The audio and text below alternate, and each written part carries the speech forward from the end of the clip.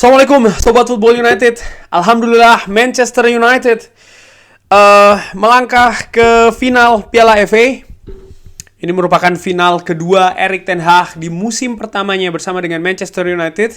Setelah sebelumnya ke final Carabao dan juga menjadi juara kan, mengalahkan tim papan atas saat ini yaitu adalah Newcastle United. Kali ini Manchester United akan menghadapi Manchester City di babak final. Tapi gue gak akan membahas itu dulu. Gue akan bikin review pertandingan menghadapi Brighton. Terima kasih Sobat Football United yang sudah bergabung di live commentary. Selama bulan Ramadan kemarin memang gue gak ada live commentary dulu. Ada beberapa yang menanyakan, Bang, kapan live commentary? Gue katakan bulan Ramadan puasa dulu. Setelah bulan Ramadan insya Allah. Dan live commentary pertama langsung tadi menghadapi Brighton semifinal. Erik ten Hag menurunkan formasi ataupun juga komposisi di belakang, komposisi darurat ya, karena tidak ada Lisandro Martinez, tidak ada Rafael Varane, dan bahkan tidak ada Harry Maguire ya kan, yang berposisi sebagai center back. Nah, oleh karena itu di center back Erik ten Hag memasang Luke Shaw berduet dengan Victor Lindelof. Yang menarik adalah back sayap nih, di kanan Aaron Wan-Bissaka, di kiri ternyata Diogo Dalot yang beberapa pertandingan terakhir memang juga sering dipasang sebagai back kiri. Ini juga sekaligus warning kepada seorang Tyrell Malacia yang nampaknya mengalami penurunan permainan bersama dengan Manchester United. Walaupun di awal musim sebenarnya dia tampil cukup oke, cukup solid, tapi nampaknya ada penurunan di sana. Sementara di lini tengah Casemiro bermain berduet dengan Christian Eriksen, Bruno Fernandes nomor 10, Anthony kanan, Marcus Rashford kiri, di depan Anthony Martial. Nah, di babak pertama dari sisi formasi ada perubahan nih. Nampaknya Bruno Fernandes justru yang di-drop sebagai pivot dengan Casemiro, dan bahkan di tengah babak pertama didorong ya. Bruno Fernandes agak sedikit ke depan bersama dengan Christian Eriksen, 4-1-4-1, Casemiro di posisi gelandang bertahan. Nah, di babak pertama sendiri Manchester United tampil dengan tempo yang sedang-sedang saja, sering salah umpan ya, tidak akurat menurut gue, akurasinya tidak bagus di lini tengah. Sementara Brighton sendiri mereka berusaha untuk build up serangan dari bawah, dari backnya mereka, bahkan dari center back ya, Dang dan juga Webster.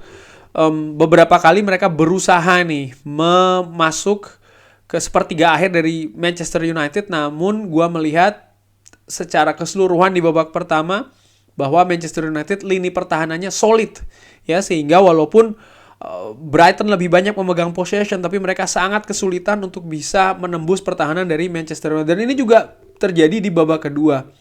Salah satu faktor terbesarnya kalau menurut gue adalah bagaimana back sayap Manchester United ini sangat disiplin, sangat solid mengawal teritorinya. Aaron Wan-Bissaka mengawal Koru Mitoma bahkan tadi tidak seperti biasanya ya, nampak bisa diredam oleh Aaron Wan-Bissaka. Lalu juga Solly March pun juga demikian di daerah sebelah kanan Brighton, lini serang kanan sebelah Brighton ataupun juga daerah kiri Manchester United ini cenderung bisa diredam oleh Diogo Dalot.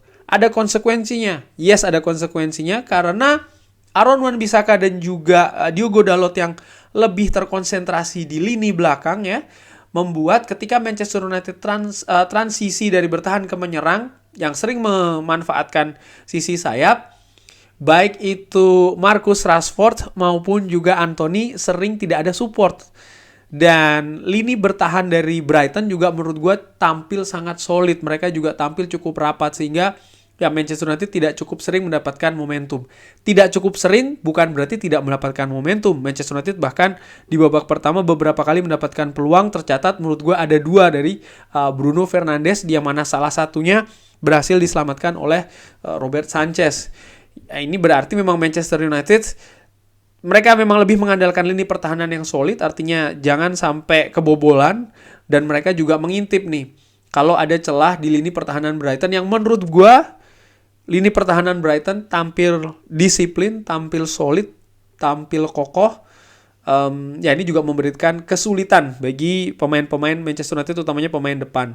Brighton sendiri, gue singgung di preview, tim ini sedang dalam situasi yang sangat positif ya.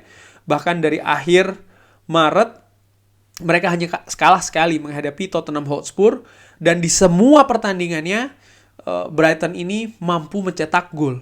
Tapi di pertandingan tadi, di babak pertama, babak kedua, dan juga perpanjangan waktu tidak berhasil menjebol gawang David De Gea.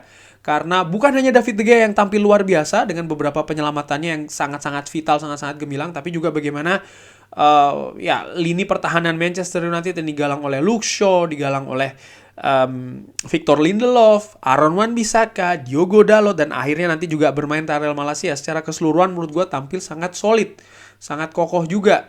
Lalu juga bagaimana peran dari Casemiro sebagai gelandang bertahan, menurut gue tadi juga tampil bagus ya dalam memotong alur serangan Brighton, utamanya di lini tengah.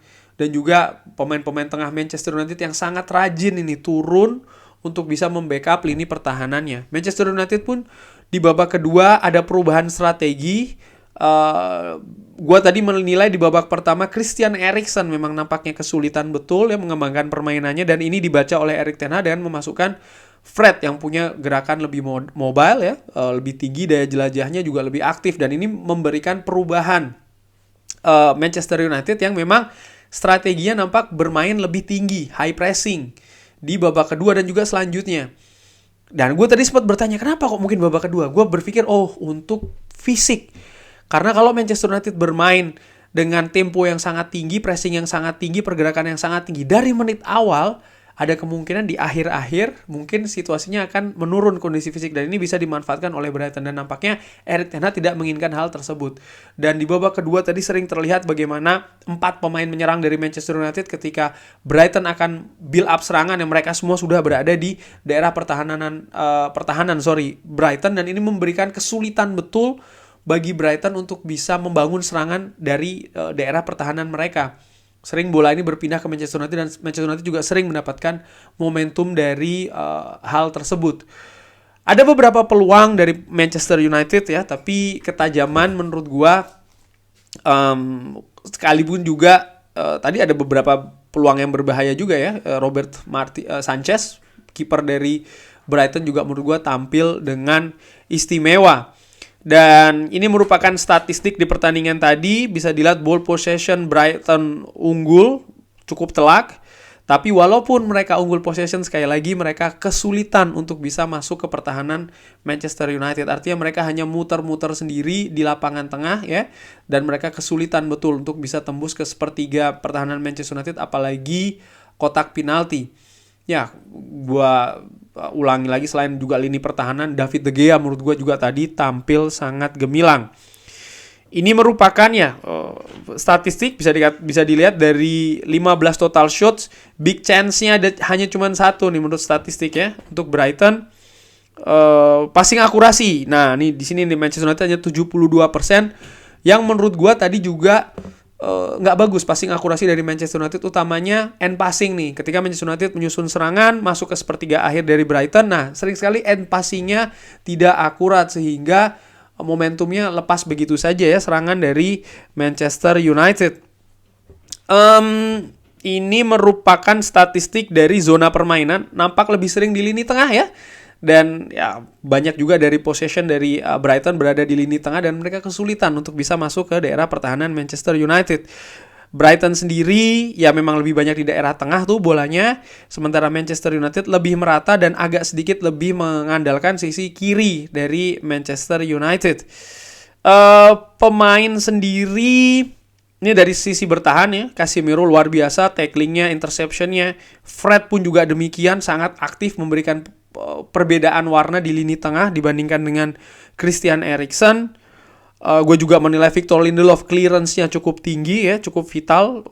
Victor Lindelof, Bruno Fernandes juga tinggi tacklingnya, jadi bertahan bersama, menyerang bersama juga. Dilihat dari ofensifnya, shots lebih banyak Bruno Fernandes, sementara key passes juga banyak dari Bruno Fernandes, yang sekali lagi Bruno Fernandes menurut gue juga memberikan perbedaan penampilan Manchester United dibandingkan ketika menghadapi Sevilla. Dan salah satu faktor terbesar di pertandingan tadi adalah karakter dan juga mental. Oke, pemain Manchester United memang tampil dengan sedang-sedang saja, cenderung demikian di babak pertama, banyak juga kesalahan, tapi ternyata mental dan juga karakter pemain Manchester United ketika masuk ke babak adu penalti ini menurut gue cukup solid. Kenapa? dari 7 algojo, 7-7-nya bisa menyarankan bola. Walaupun tadi ada beberapa sempat yang sudah dibaca oleh Sanchez ya, tapi intinya mereka tetap bisa bikin gol.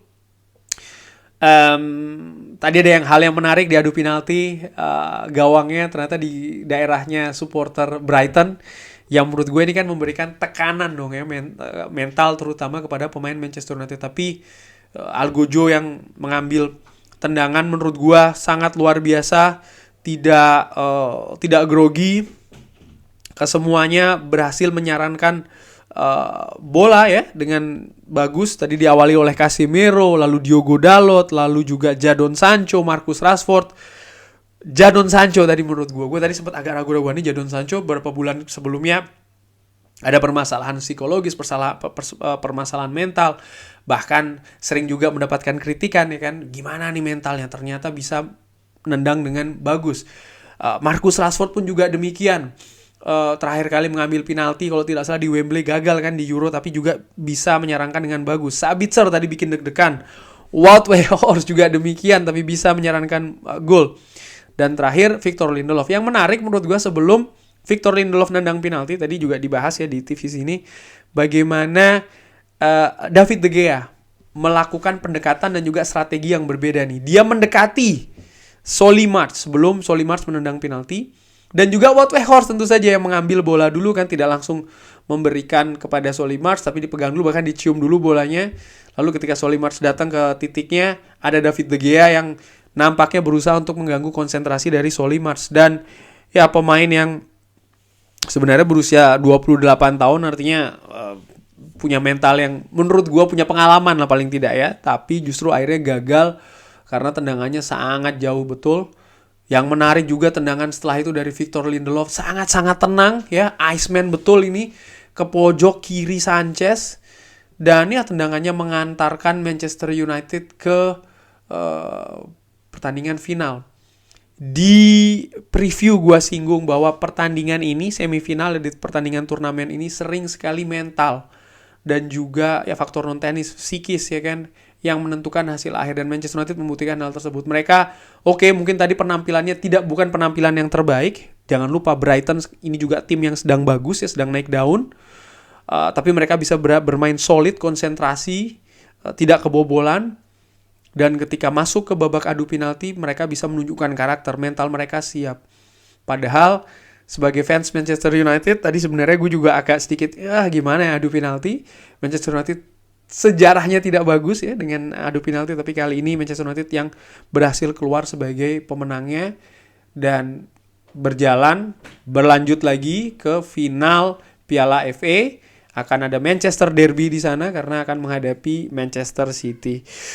Puas gue dengan hasil tentu saja, dengan segala dinamikanya di pertandingan tadi. Tentu saja Manchester United juga di awal ada kesulitan bagaimana kedalaman skuad ya kan, ini tidak cukup bagus, tapi bagaimana Erik ten Hag bisa meramu beberapa pergantian menurut gue yang terjadi di pertandingan tadi tepat dan sangat bagus. Intinya ya ini merupakan kerja kolektif dari tim, dan ya Manchester United fansnya bisa senyum karena menang. Walaupun dagdikduk banget ya ke final Piala FA. Bagaimana menurut Sobat Football United pendapatnya tentang pertandingan tadi? Bisa drop di kolom komen. Terima kasih sudah menyaksikan. Selamat menikmati kemenangan ini. Jangan lupa like, subscribe. Wassalamualaikum warahmatullahi wabarakatuh.